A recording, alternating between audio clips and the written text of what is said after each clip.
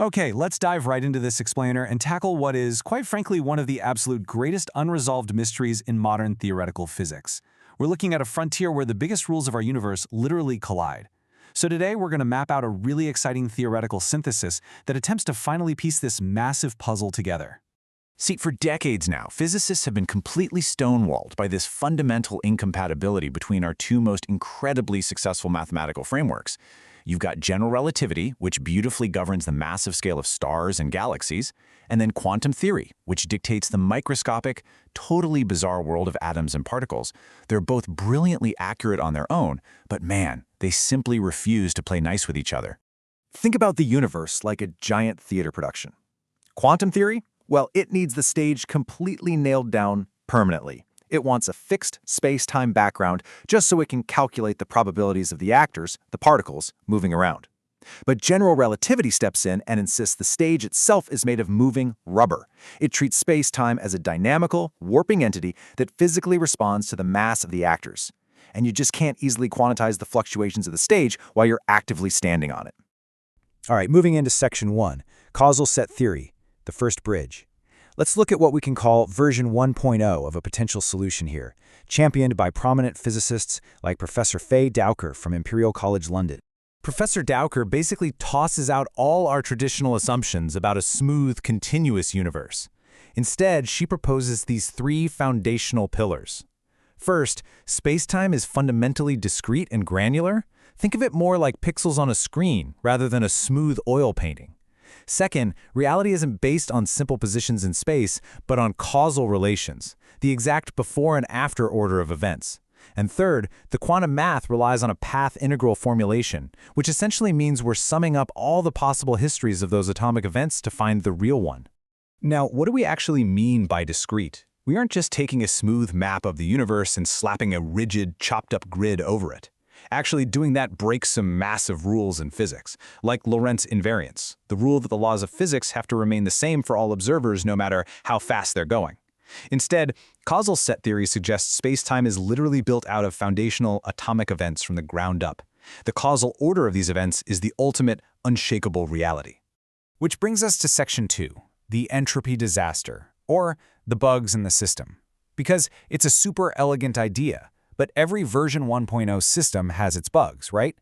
Causal set theory, in its pure form, faces two verified major mathematical roadblocks preventing it from being fully runnable.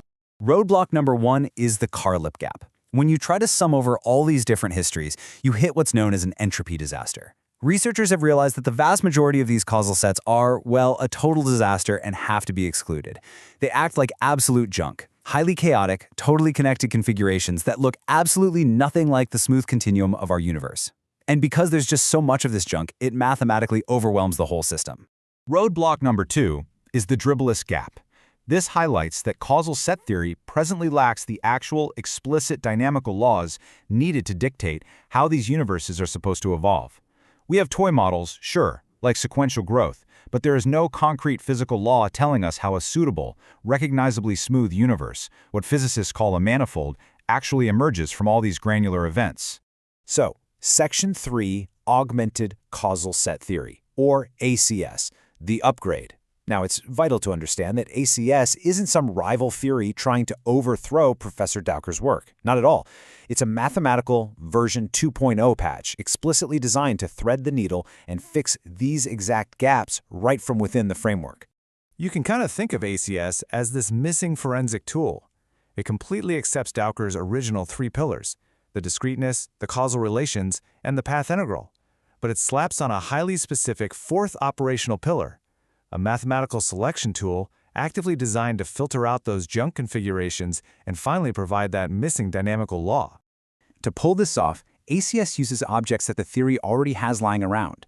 It proposes that interval abundances, which is essentially counting the exact number of specific causal gaps, along with the BDG operator, a native mathematical tool, act as our physical measuring tapes. These are the specific metrics that can mathematically distinguish a viable, realistic universe from a chaotic, junky one. And here's this new explicit exclusion principle in action, an entropy selection Hamiltonian. Simply put, that V-ent part of the equation acts like a strict bouncer to club. It's a dynamical law that severely penalizes anomalous non-Poisson configurations. Basically, if structures are mathematically too clumpy or non-random, if the universe's granular structure starts looking like chaotic junk, this mathematical rule steps right in and suppresses it. So, when you plug this into the path integral, it's a total game changer. In standard causal set theory, the math overcounts all causal histories equally, which leads straight to that junk domination. But in augmented causal set theory, the path integral is statistically weighted by that Hamiltonian. It effectively falsifies and suppresses the causal sets that fail the check, allowing only the geometries that actually resemble our universe to rise to the top. Breaking it down, ACS makes absolutely no claim to adding brand new crazy space-time ingredients. It completely respects the original architecture. It just asserts that causal order alone is a bit too poor to select a realistic universe by itself. By bringing in this entropic selection law, ACS provides the exact missing piece the original literature admitted it desperately needed. Okay, this is honestly my favorite part, because it takes quantum gravity out of the realm of pure philosophy and drops it right into computer science. Because ACS provides explicit equations and hard checkpoints, this version 2.0 framework is literally testable in code. You can run a simulation of, say, 5,000 granular events, called sprinklings, compute the Hamiltonian, and verify for sure if the math successfully chooses a universe that looks like ours over the junk. It's literally like debugging the universe's source code. Which brings us to Section 4, being brave in physics. Because behind all this intense math of intervals, operators, and code sprinklings, there's a deeply human element to proposing these kinds of massive theoretical upgrades. Science is done by people, you know? Professor Dowker herself is a great reminder that the path to quantum gravity isn't just a straight, easy line. She's been super open about her own journey, sharing that she actually faced significant struggles with math during her undergrad years, but she was so captivated by general relativity that she pushed through and eventually worked directly under the legendary Stephen Hawking in quantum gravity research. How cool is that? And she offers this fantastic piece of advice. She says, be brave and initiate conversations about work with others in the field, regardless of how introverted one might feel. Augmented causal set theory is exactly the kind of brave conversation starter she's talking about. It's a highly specific, testable extension that isn't claiming to have completely solved the universe overnight, but it's meant to be discussed, debated, and refined by the whole community. So, as we wrap up this explainer, I want to leave you with one seriously mind-bending question to ponder. If this synthesis is right, if the smooth, continuous space-time that you and I walk around in every single day is fundamentally just an emergent illusion, literally a statistical selection of discrete, granular events clicking together in the right order, what does that actually mean for our everyday reality? It's a perspective that completely shatters how you view the empty space right between your own hands.